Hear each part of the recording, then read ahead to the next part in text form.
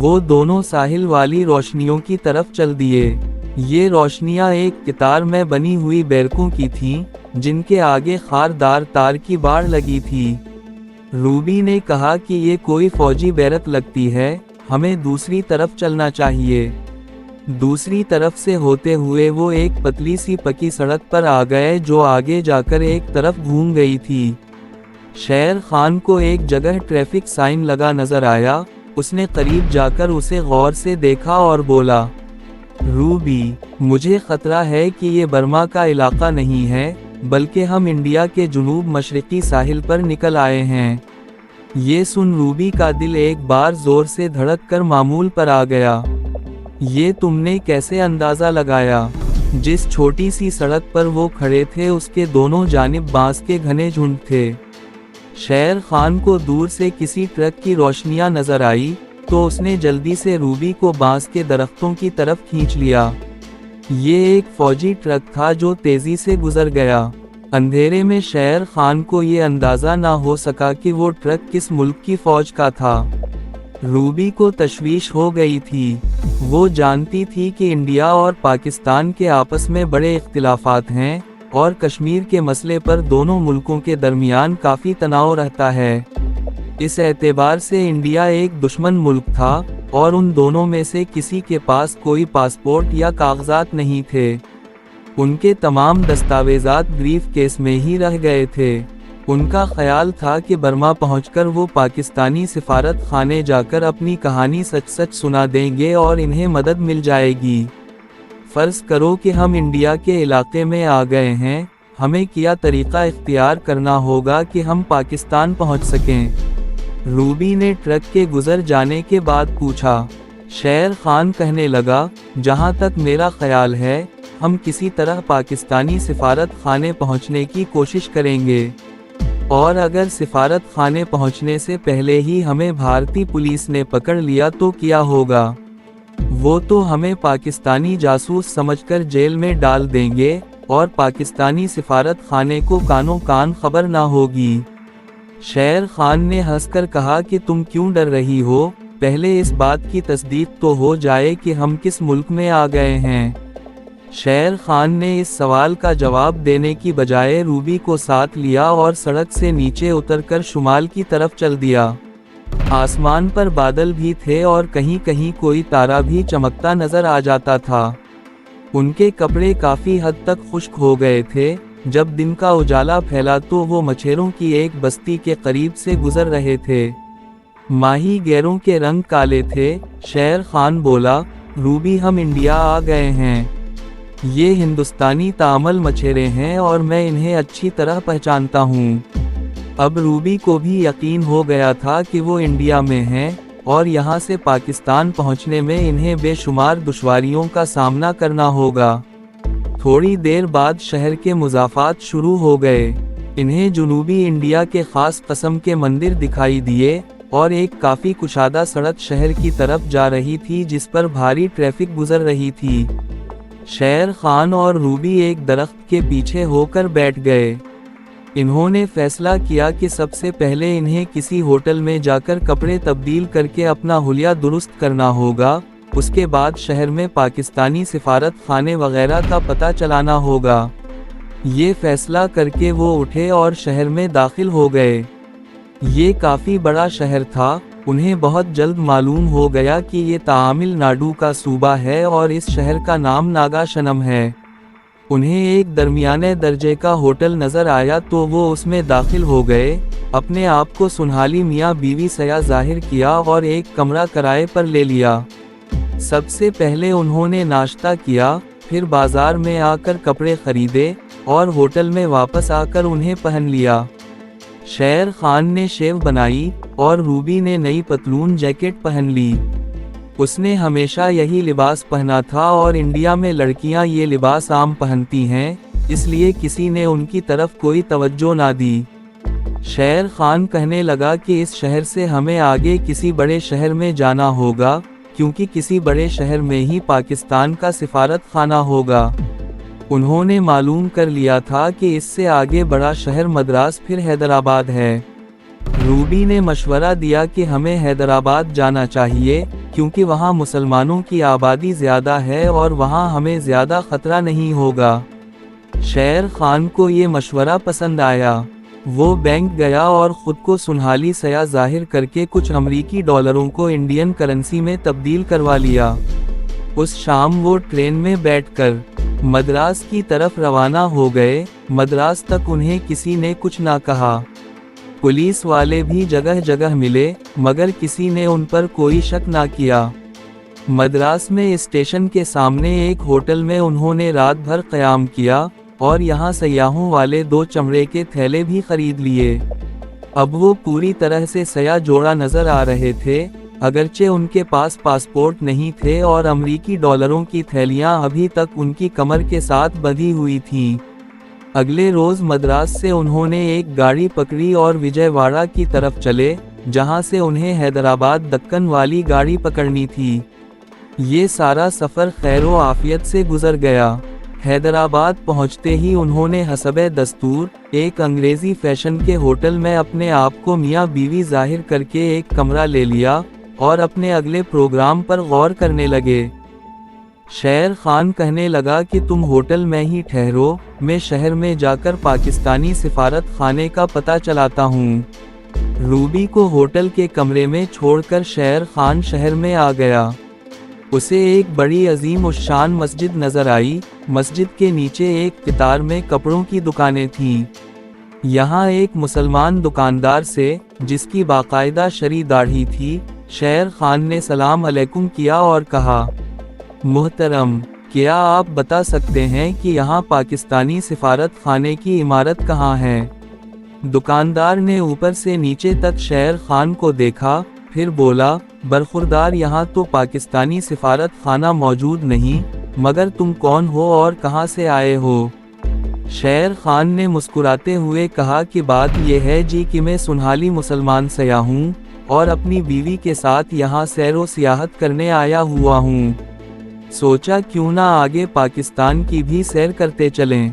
उसी वजह से पाकिस्तानी सिफारत खाने का पता पूछा था कि उनसे मालूमात हासिल करूं कि यहाँ से पाकिस्तान कैसे जाया जा सकता है।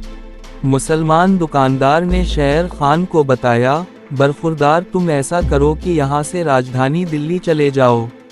वहाँ पर तमाम मुल्कों के सफ़ीर रहते हैं और पाकिस्तानी सफ़ीर भी वहीं रहता होगा। शेर खान ने शुक्रिया अदा किया और होटल आकर रूबी को सारी बात बताई। रूबी ने कहा कि तो क्या अब हमें दिल्ली जाना होगा? शेर खान ने कंधे उचुकाते हुए कहा, वो तो जाना ही पड़ेगा, क्योंकि पाकिस्तान का सफ़ीर वहीं रहता है और वही इस हालत में हमारे काम आ सकता है। रूबी ने सिगरेट की राख झाड़ते हुए कहा, तो फिर निकल चलते हैं, यहाँ बैठना तो बेकार है। शेर खान ने मशवरा दिया कि ट्रेन की बजाय हवाई जहाज़ से सफ़र करेंगे और इस तरह जल्दी दिल्ली पहुंच जाएंगे। ट्रेन का सफ़र लंबा है और रास्ते में अगर किसी पुलिस वाले को शक पड़ गया तो हम पर मुसीबत भी टूट सकती है। चुनाचे इस तजवीज़ पर अमल किया गया और दोनों बजरिया हवाई जहाज़ हैदराबाद से दिल्ली आ गए। दिल्ली से वो पहले भी वाकिफ़ थे। उन्होंने रात होटल में आराम किया और अगले रोज़ शेर खान रूबी को होटल में छोड़कर पाकिस्तानी सिफारत खाने की तलाश में निकल पड़ा। एक टैक्सी ड्राइवर ने उसे सिफारत खाने तक पहुंचा दिया। शेर खान का ख्याल था कि चूंकि वो मुसलमान है और इसके माँ बाप पाकिस्तानी थे, लिहाजा बड़ी आसानी से उसका काम हो जाएगा और उसे और रूबी को पाकिस्तान पहुंचा दिया जाएगा। मगर दफ्तरी कार्रवाई और ख़ास तौर पर एक दुश्मन मुल्क में काम करते सिफारत खाने की कार्रवाई किस कदर मुहतात और पेचीदा होती है, इसका शेर खान को एहसास नहीं था। वो सादा दिल और जज्बाती था और सिफारती दुनिया की मसलहतों से वाकिफ़ नहीं था। पहले तो उसे किसी ने अंदर ही ना जाने दिया, क्योंकि इसके पास पाकिस्तानी पासपोर्ट भी नहीं था। बड़ी मुश्किल से उसकी मुलाकात एक सिफारती अहलकार से हुई। शेर खान ने सादा दिल्ली और जज्बाती रो में इसे सब कुछ बता दिया कि वो कौन है, रूबी कौन है, और ये कि अब वो अपने प्यारे वतन पाकिस्तान जाकर एक नेक और साफ सुथरी ज़िंदगी शुरू करना चाहते हैं। ये सुनकर सिफारती ओहदेदार मुहतात हो गया। اس نے شیر خان سے کہا کہ وہ پہلے اپنے اور روبی کے سنہالی نیشنل ہونے کا سرٹیفکیٹ لائے اور یہ بھی ثابت کرے کہ اس کے ماں باپ پاکستانی تھے، اس کے بعد کچھ غور کیا جا سکے گا۔ یہ سن کر شیر خان پریشان ہو گیا اور کہا سر، میں اگر واپس گیا تو جرائم پیشہ گروہ کے لوگ مجھے اور میری منگیتر روبی کو زندہ نہ چھوڑیں گے۔ سفارتی عہدیدار نے کہا، پھر ہم مجبور ہیں، بغیر کسی دستاویز یا تصدیق کے وہ شیر خان کو پاکستانی پاسپورٹ نہیں دے سکتے تھے، ورنہ کوئی دشمن ملک کا جاسوس بھی پاکستانی پاسپورٹ بنوا کر پاکستان میں داخل ہو سکتا تھا۔ کام نہ بنتا دیکھ کر شیر خان مایوس ہو کر واپس آ گیا اور اس نے ساری کارروائی ہوٹل میں آ کر روبی کو سنا دی۔ وہ بھی سفارت خانے والوں کی مجبوری اور فرض شناسی کو نہ سمجھ سکی اور غصہ کرنے لگی۔ شیر خان صوفے پر بیٹھ گیا، سگریٹ سلگایا اور کہنے لگا کہ لگتا ہے ہم ایک مصیبت سے نکل کر دوسری مصیبت میں پھنس گئے ہیں۔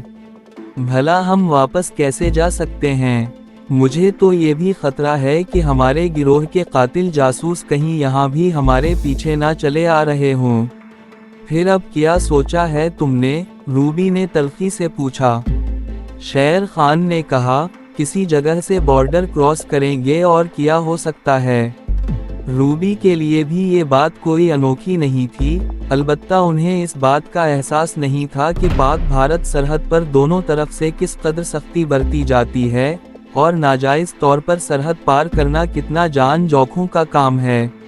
روبی کہنے لگی، اس کے لیے سب سے پہلے تو ہمیں کسی سرحدی گاؤں میں جا کر کسی اسمگلر سے بات کرنی ہوگی، اسے رشوت دینی ہوگی اور اس کے علاوہ ہمیں کہیں سے اپنی حفاظت کے لیے اسلحہ بھی حاصل کرنا ہوگا، کیونکہ انڈین اسمگلر بھی ہم پر کسی لالچ کی وجہ سے حملہ کر سکتے ہیں۔ شیر خان کو اسمگلروں سے بات کرنے کا طریقہ آتا تھا اور اس کے پاس امریکی ڈالر بھی تھے۔ کہنے لگا، روبی میرا خیال ہے ہمیں پنجاب کی بجائے راجستھان کی طرف سے سرحد پار کرنی چاہیے۔ میری چھٹی حس کہتی ہے کہ راجستھان کی طرف سے ہم نکل جانے میں کامیاب ہو جائیں گے۔ روبی نے کہا، چاہے جس طرف سے نکلے لیکن ہمیں پاکستان ہر حالت میں پہنچنا ہوگا۔ اگر انڈین بارڈر پولیس سے مقابلہ بھی کرنا پڑا تو مقابلہ کریں گے۔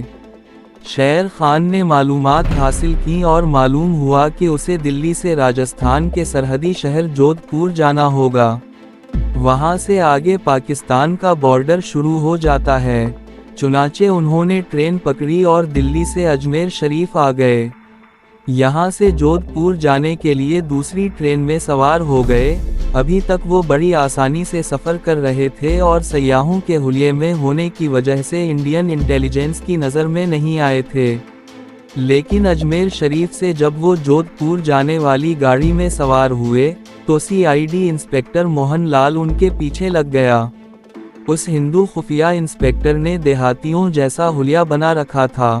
وہ بڑا گھات قسم کا CID انسپکٹر تھا اور محکمے نے اسے تجربے کی وجہ سے بارڈر کے علاقے میں ڈیوٹی پر لگا رکھا تھا۔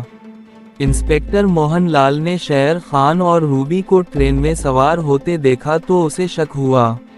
اسے خیال آیا کہ یہ دونوں بظاہر سیاح لگتے ہیں، مگر اس موسم میں راجستھان میں سیاح بہت کم آتے ہیں، پھر یہ غیر ملکی بھی نہیں لگتے۔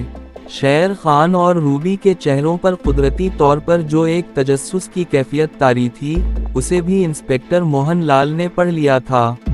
یہ لڑکا لڑکی کون ہے اور انڈین سرحد کی طرف کیا کرنے جا رہے ہیں، جبکہ جودھ پور کی طرف ایسی کوئی جگہ بھی نہیں تھی جس میں سیاحوں کے لیے زیادہ دلچسپی ہو۔ ہندو انسپکٹر جان بوجھ کر پلیٹ فارم پر ایک طرف چھپ کر کھڑا رہا، جب گاڑی چل پڑی تو وہ لاٹھی اٹھائے گواروں کی طرح پلیٹ فارم پر دوڑتے ہوئے شیر خان اور روبی کے ڈبے میں گھس گیا۔ ہندو انسپکٹر وہیں ڈبے کے دروازے میں بیٹھ کر سانس درست کرنے کی جھوٹ موٹ کوشش کرنے لگا۔ ٹرین کے سیکنڈ کلاس کمپارٹمنٹ میں 3-4 ہی مسافر تھے۔ ایک مسافر نے دروازے کے پاس بیٹھے نئے شخص سے مخاطب ہو کر کہا، اوئے تم یہاں کیوں چڑھ آیا ہے؟ یہ سیکنڈ کلاس ہے۔ انسپکٹر موہن لال، جو ادھیڑ عمر کا تھا اور راجستھان کے دیہاتیوں جیسا حلیہ بنائے ہوئے تھا، سر پر پگڑی، बदन पर गरखा तर्ज की चोली और नीचे धोती, वहीं बैठे बैठे हाथ जोड़कर बोला, महाराज गरीब आदमी हूँ, दूसरे डब्बे में जगह नहीं मिली, माफी दे दो। शेर खान और रूबी ने उसकी तरफ कोई खास तवज्जो ना दी और वो अपने थैले उतारकर एक तरफ रखने में मसरूफ रहे। इंस्पेक्टर मोहन लाल वहीं दरवाजे के पास ही घुटने छाती से लगाए गवारों जैसे अंदाज में बैठा रहा, मगर कभी कभी वो बड़ी गहरी निगाहों से शेर खान और रूबी को देख लेता। मोहन लाल ने एक खास बात नोट की थी, उस इलाके में आने वाले सयाहों के पास तस्वीरें उतारने वाले कैमरे जरूर होते थे, जबकि इन दोनों के पास कोई कैमरा नहीं था। दूसरी तरफ शेर खान ने भी महसूस किया कि दरवाजे के पास बैठा गंवार देहाती कभी कभी उनकी जानिब गहरी नजरों से देखता है। एक बार जब शेर खान और इंस्पेक्टर की आंखें चार हुईं, तो हिंदू इंस्पेक्टर ने जल्दी से नजरें दूसरी तरफ कर लीं। शेर खान को जुनूब मशरकी एशिया में स्मगलिंग की जराइम पेशा जिंदगी के दौरान कई तजुर्बाकार इंटेलिजेंस अफसरों से पाला पड़ चुका था और वो उन लोगों की हरकत व सिकनात से वाकिफ था। सबसे पहले तो उसे ये शक गुजरा कि हो ना हो ये आदमी उनके गैंग का कोई जासूस है जो देहाती के रूप में उनके पीछे लग गया है। शेर खान ने रूबी से उसका बिल्कुल जिक्र ना किया, मगर वो दिल ही दिल में इस जासूस से छुटकारा हासिल करने और उसे जूल देकर निकल जाने के मंसूबे पर गौर करने लगा। जोधपुर रेलवे स्टेशन पर उतरने के बाद शेर खान और रूबी दूसरे दर्जे के वेटिंग रूम में आ गए। यहाँ शेर खान ने अपने पीछे लगे हुए देहाती आदमी के बारे में रूबी को बताया। रूबी ने कहा, अगर ये हमारे गिरोह का आदमी है तो उसे किसी तरीके से कत्ल कर देना चाहिए, वरना हम दोनों की खैर नहीं है। उम्मीद है कि आपको हमारी वीडियो पसंद आई होगी। अच्छी लगी तो लाइक और कमेंट करके हमारी हौसला अफजाई करें और अपने दोस्तों के साथ शेयर करें। और नई कहानियों के लिए चैनल को सब्सक्राइब करना ना भूलें।